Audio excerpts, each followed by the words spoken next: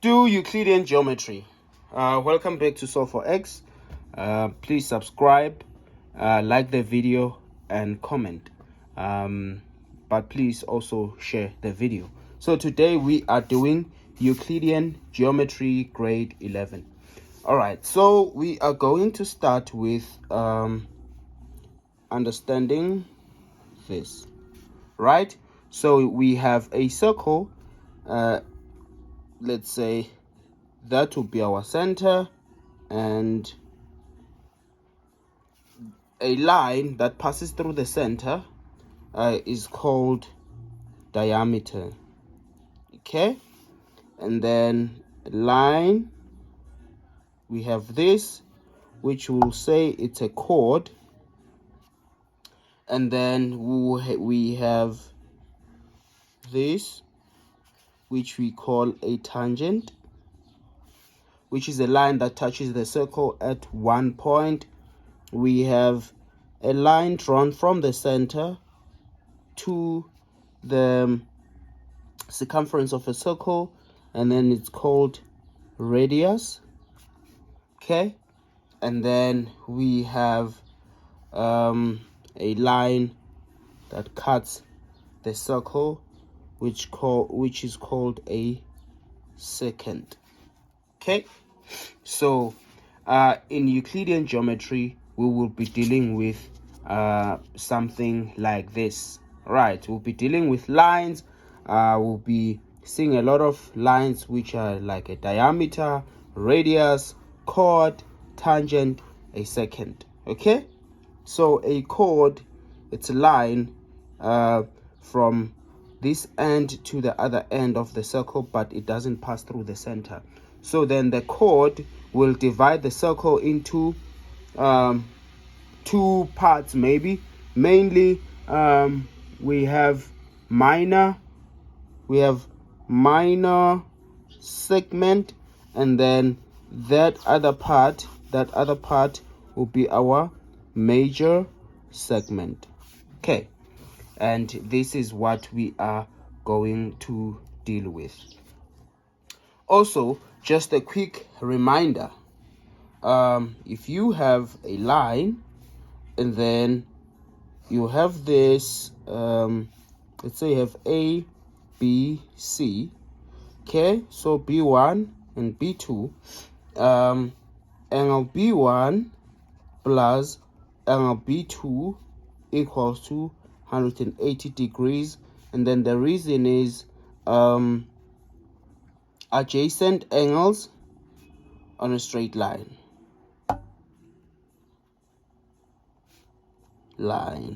Okay, and then you have this. So this is a triangle, and this third line of a triangle is then extended. So you have A, B, C. Okay, C1, C2. This is then the exterior angle of a triangle. The exterior angle of a triangle equals to the sum of the interior opposite angles. So then angle C2 equals to angle A plus angle B. So the reason is exterior angle of triangle. Okay, and then you have this 1, 2, 3, 4, right?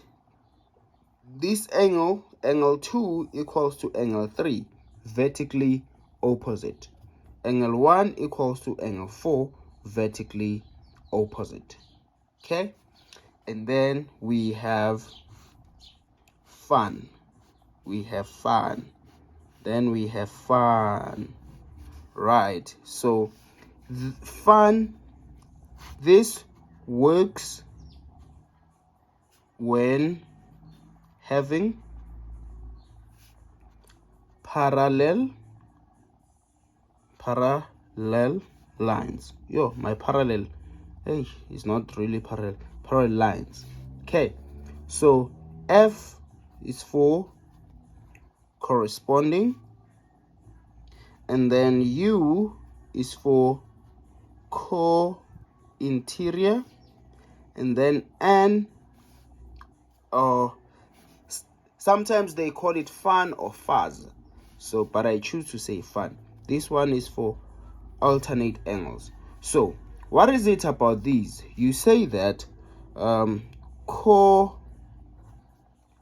co-interior angles at up to 180 degrees. Okay, then corresponding angles are equal, and then you have the alternate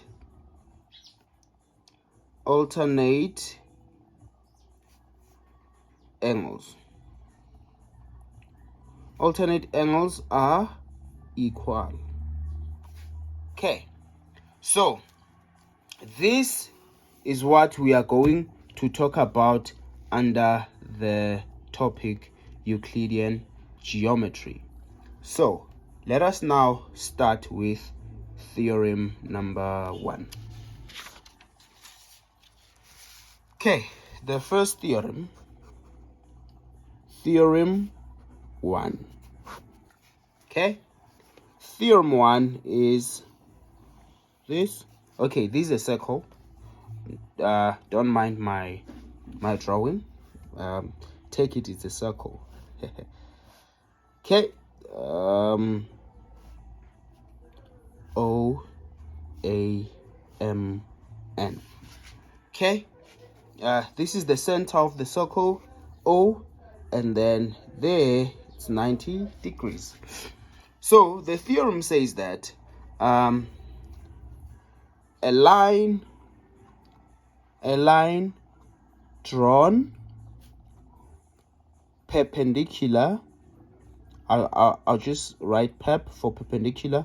A line drawn perpendicular from the center of the circle to the midpoint, to the chord, bisect the chord. That means if OM is perpendicular to AN, then AM equals MN. This is what the theorem says. A line drawn perpendicular from center to the chord. This line is drawn perpendicular to the chord, is drawn from the center perpendicular to the chord, right? Then bisect the chord.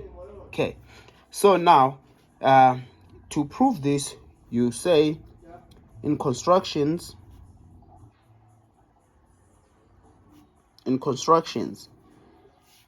okay, you say in constructions, then you say join OA and ON. Okay,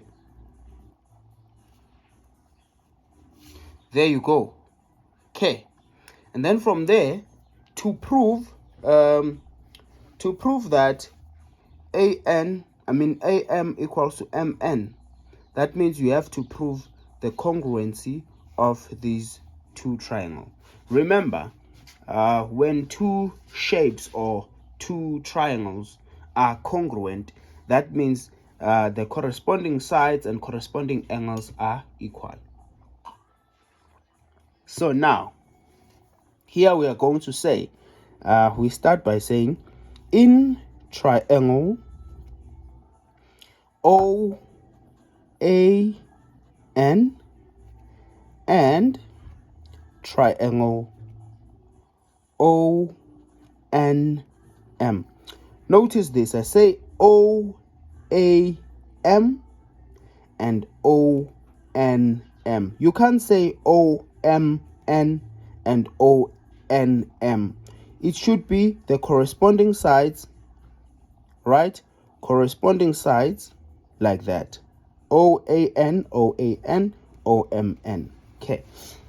So then you start. You are proving the congruency. You are going to say OA equals to, the OA this side equals to ON that side, ON. And then your reasoning, radii. Okay? This is a radius and that's a radius. Okay. And then you come, you say OM is common. It's a common side. OM, it's a common side for both triangles.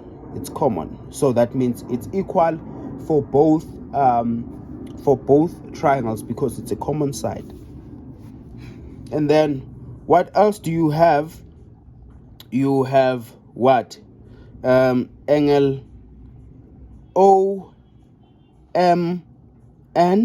You see? Angle OMN. That means it's this angle equals to angle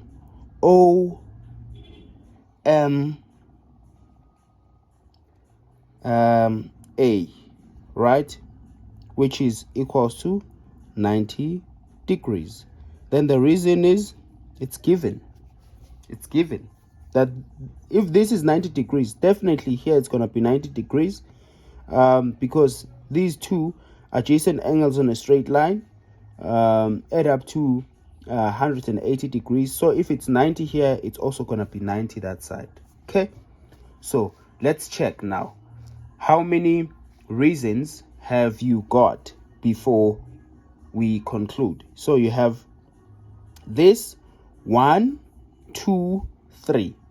So now we have 3 reasoning, so you can conclude. Therefore, triangle OAN is what? Congruent to triangle ONM. And what's the reason? You have proven the right angle, so you say right angle. You have proven these, it's your hypotenuse. Remember, hypotenuse, it's a side which is opposite to your 90 degrees angle, right?